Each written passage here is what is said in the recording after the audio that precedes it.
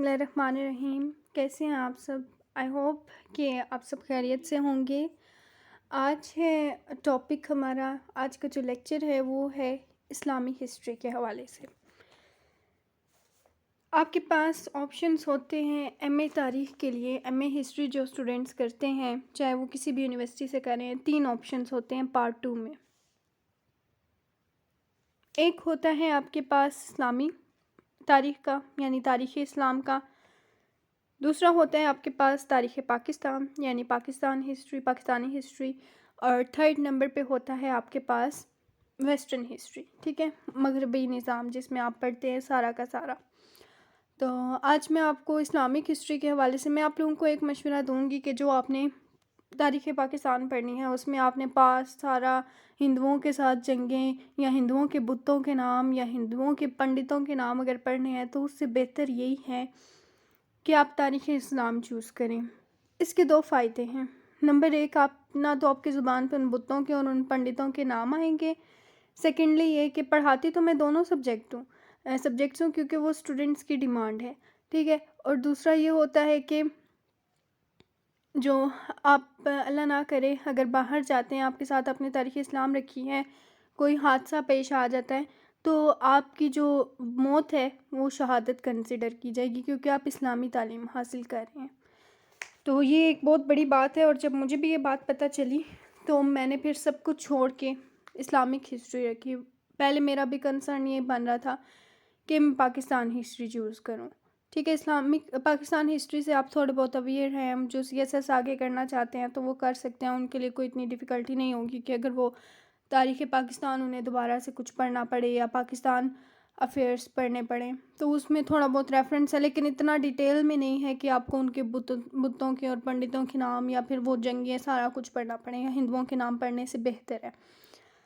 چلیں اب ٹاپک کی طرف آتے ہیں۔ یہ ہے ٹاپک بنو امیہ کے مرکزی نظام حکومت پر۔ اب جو بنو امیہ کا نظام حکومت تھا، اس میں آپ کو پتہ ہونا چاہیے کہ یہ ایسا دور تھا جس میں ہمیں ایک سیاہ ترین واقعے کا سامنا کرنا پڑا ہے، اور وہ ہے ثانیہ کربلا، کہ کتنی بے دردی کے ساتھ ہمارے جو پیارے پیغمبر تھے، ٹھیک ہے، یعنی نواسے، نبی پاک صلی اللہ علیہ وسلم کے نواسے، ان کو شہید کر دیا گیا۔ امام حسن رضی اللہ تعالیٰ عنہ اور امام حسین رضی اللہ تعالیٰ عنہ کو بڑی بے دردی کے ساتھ۔ تو یہ ہے ایک بدترین دور بھی آپ اسے کہہ سکتے ہیں۔ کچھ چیزیں اچھی ہوئی ہیں، کچھ حکمران جیسے حضرت عمر بن عبدالعزیز ہیں، ان کو کہتے کہ 5ویں خلفۂ راشدین شمار کیے جاتے ہیں۔ کیوں؟ کیونکہ ان کے دور میں بہت سی چیزیں ایسی رائج ہوئی کہ ہمیں حضرت عمر فاروق رضی اللہ تعالیٰ عنہ کا دور یاد آ جاتا ہے۔ بنو امیہ کا نظام حکومت آپ یاد رکھیے گا 661 سے 750 تک کا یہ ٹائم پیریڈ ہے۔ بنو امیہ کا نظام حکومت آپ پڑھتے ہیں، بعد میں اس میں ساتھ ساتھ انوویشنز بھی ہوئی ہیں۔ تو اینی ویز یہ تو ہو گئی، ایک بیک گراؤنڈ اسکیچ دینا بھی آپ کو بہت زیادہ ضروری تھا کہ آپ لوگ اویئر ہو جائیں۔ تو اب جو ہمارے خلفۂ راشدین کا دور تھا اس میں کیا تھا کہ ایک ایسا نظام تھا کہ جس میں خلیفہ کو عوام کی مرضی یعنی شورائیت سے چوز کیا جاتا تھا۔ شورائیت کیا ہے؟ جس میں عوام مشورہ دیتی ہے، شورا یعنی عام لوگوں کی رائے، ٹھیک ہے، آپ یعنی جمہوری نظام تھا، آپ اپنی مرضی سے کسی بھی پرسن کو اپنا خلیفہ چوز کر سکتے تھے۔ لیکن جب یہ ہم دیکھتے ہیں بنو امیہ کا دور سٹارٹ ہوتا ہے، ٹھیک ہے، تو امیر معاویہ نے ایک طرف تو اپنے بیٹے کا کہا کہ میرے بعد میرا بیٹا آئے گا، اور ایک اور امیدوار تھے، انہوں نے مطلب ایک کشمکش آ گئی، انہوں نے کہا میں حکمران بنوں گا، دوسری طرف انہوں نے کہا۔ تو جو یہ سسٹم تھا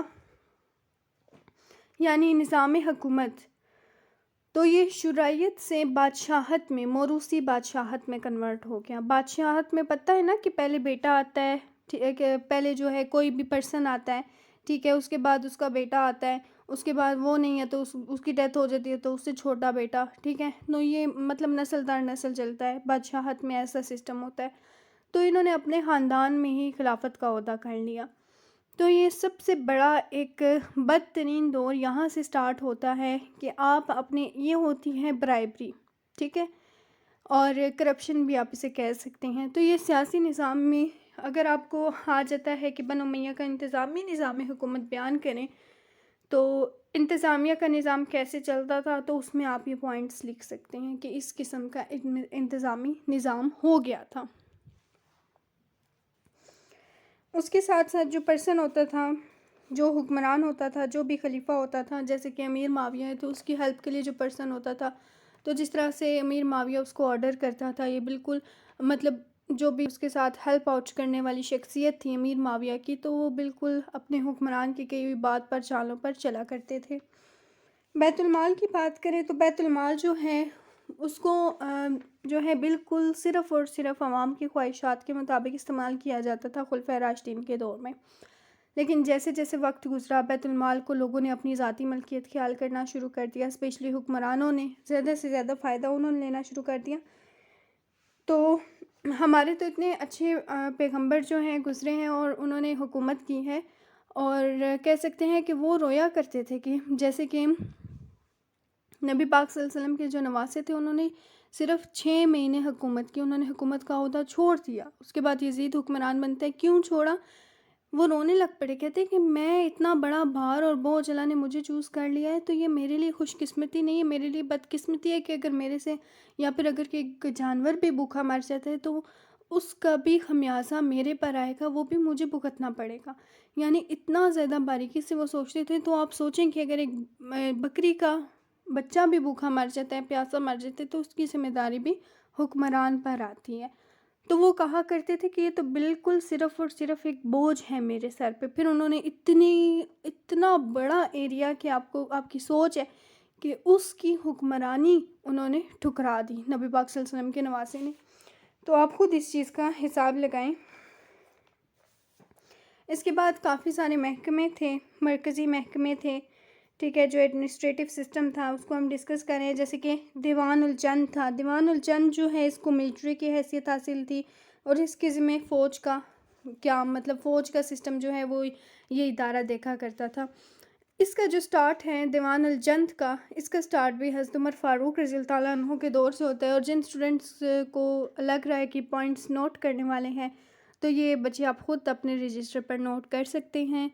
اور سیکنڈلی یہ کہ عہد فاروق میں کیا ہوتا تھا، فوجیوں کو یا ملت اسلامیہ کے جتنے بھی دوسرے مستحق افراد ہوتے تھے ان میں جو وظیفے تھے مکمل طور پر برابری کی سطح پر تقسیم کیے جاتے تھے۔ لیکن اس میں کیا تھا کہ جو بنو امیہ کا دور تھا تو اس میں بھی اس حوالے سے بہت سی چیزوں کا غلط استعمال کیا جانے لگ پڑا۔ امی حکمرانوں نے اپنے مخالفین کے وظائف منسوخ کر دیے تھے، یعنی کہ یہ ہمارا دشمن ہے، اس فلاں شخص کو وظیفہ نہیں ملنا چاہیے، یعنی اپنی پرسنل دشمنیاں وہ اس قسم کی حرکتوں سے نکالا کرتے تھے، ضد، اناد، دشمنی جسے آپ کہہ سکتے ہیں۔ نیکسٹ ہے دیوان الخراج۔ دیوان الخراج کا بھی یہ ایک قائم کیا گیا شعبہ مالیات کا تھا، اور جس کا کام یہ ہوتا تھا کہ خراج وصول کیا کرتے تھے۔ اور بنو امیہ کے دور کی ایک اور سب سے بڑی خامی ہے کہ انہوں نے 9 مسلموں سے بھی جزیہ لیا۔ جزیہ جو ہے نا یہ ایک ٹیکس ہوتا ہے جس کے بدلے میں آپ کو اسلامی معاشرے میں رہتے ہوئے یعنی غیر مسلموں سے اسلامی معاشرے میں رہتے ہوئے تھوڑا سا ٹیکس لیا جاتا ہے، اس کے بدلے میں ان کی جان اور مال کی حفاظت کی جاتی ہے۔ جیسے مسلمان زکوٰۃ دیتے ہیں اس طرح سے غیر مسلم جزیہ دیتے ہیں، ٹھیک ہے، یاد رکھیے گا۔ دیوان الرسائل جو ہے یہ ایک سیکریٹریٹ سسٹم ہے جس میں ریکارڈ رکھا جاتا تھا۔ علاوہ ازیں ملک کے تمام محکموں میں رابطہ وغیرہ یا ہم آہنگی پیدا کرنا بھی اسی ادارے کا ہی کام ہوتا تھا۔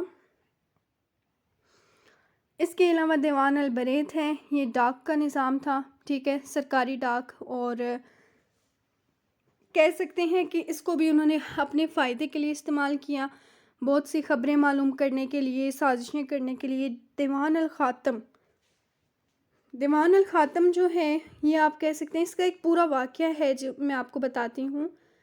دیوان الخاتم کی طرح بھی حضرت امیر معاویہ رضی اللہ تعالیٰ عنہ نے اس کی بنیاد ڈالی تھی۔ ایک بار کیا ہوتا ہے کہ امیر معاویہ رضی اللہ تعالیٰ عنہ نے عمرو بن زبیر کو زیاد بن سفیان کے نام ایک فرمان عراق کے علاقے سے 1 لاکھ درہم وصول کرنے اختیار، مطلب انہوں نے کہا کہ میں یہ اختیار تمہیں دیتا ہوں۔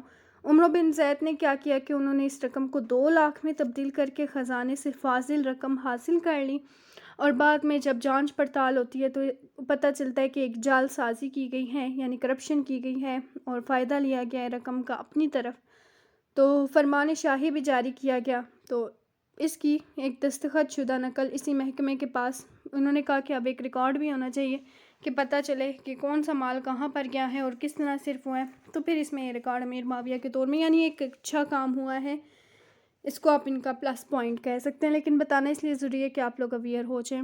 دیوان الحداث جو ہے یہ ایک دیوان الحداث یا پولیس آپ اسے کہہ سکتے ہیں، اگرچہ خلفائے راشدین کے زمانے میں ہی اس کا قیام ہوا تھا، لیکن جو اموی نظام ہے اس میں اگر ہم دیکھتے ہیں تو اس کی تنظیم انہوں نے جدید طریقے سے کرنا شروع کر دی تھی۔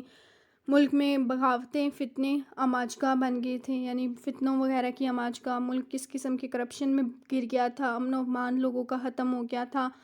اور تو اور کوفہ میں نا جو زیاد بن ابی سفیان ہے، ان کے پاس 4000 سپاہی موجود تھے۔ امن و امان کے علاوہ لوگوں کی جان مال، لوگوں کی جائیداد تھی، اس کی حفاظت بھی اسی محکمے کی ذمہ داری تھی، اور اسی محکمے کے جو سربراہ تھے ان کو صاحب الحداث کہا جاتا تھا۔ تو لیکن پھر بھی بہت سے لوگ جو ہیں بھوکے مرے ہیں ان کے دور میں، ٹھیک ہے۔ دوسرا یہ کہ فتوحات بھی ہوئی ہیں، اسلامی ادارے، اسلامی جو نظام ہے وہ بھی بہت ملکوں میں رائج ہوا ہے۔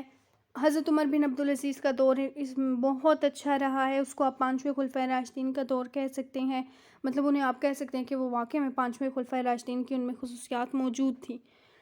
اور یہ تھے سارے پوائنٹس، اس قسم کا ان کا مرکزی نظام تھا، اور کچھ تو تھا جس کو وہ اپنے فائدے کے لیے استعمال کرتے تھے، کچھ تو وہ سسٹم تھا جس میں عوام کی تھوڑی بہت بھلائی ہوتی تھی تو اس میں بھی ان کا نقصان ہی ہو جاتا تھا ٹوٹلی، لیکن اتنا غلط بھی نہیں تھا، لیکن ایک سیاہ دور کہتے ہیں اس کو۔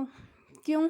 کیونکہ اس میں جو ثانیہ کربلا اور کچھ ثانیہ کربلا کی وجہ سے بھی جو عذاب اللہ تعالیٰ کی طرف سے نازل ہوا ہے، تو وہ بھی اللہ کی طرف سے بھی ایک قہر ہے، اور وہ آنے والے ٹائم تک یعنی قیامت تک یہ رہے گا اس کے اثرات۔ اور فرقوں کا ظہور بھی اسی دور میں ہوا ہے، مختلف فرقے آ گئے معاشرے میں، یعنی انتظامیہ کا نظام اچھا نہیں رہا، اور سازشوں کی وجہ سے ہمارے جو پیارے پیغمبر تھے ان کو شہید کیا گیا، جس کی وجہ سے بہت ساری ہمیں مشکلات کا سامنا کرنا پڑا ہے۔